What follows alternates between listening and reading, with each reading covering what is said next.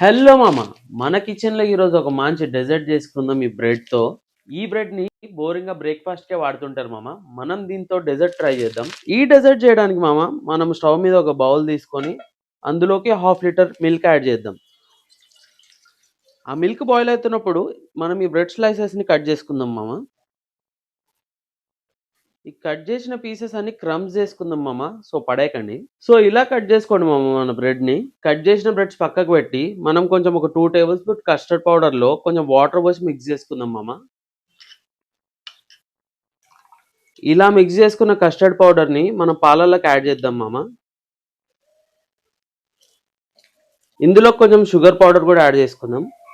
ఇలాంటి ఒక మిక్చర్ తయారవుతుంది మామ. మనం స్టవ్ ఆఫ్ చేసుకొని దించుకుందాం. ఇలా ఒక బౌల్ తీసుకొని మనం కట్ చేసుకున్న బ్రెడ్ ఇందులో ప్లేస్ చేయండి మామ. ఇలా కొన్ని బ్రెడ్ ప్లేస్ చేసుకున్న తర్వాత కాస్త ఈ కస్టర్డ్ పోయండి. దాని తర్వాత మళ్ళీ కస్టర్డ్ మామ. మన బ్రెడ్ క్రమ్స్, ఇవి డ్రై ఫ్రూట్స్ మామ.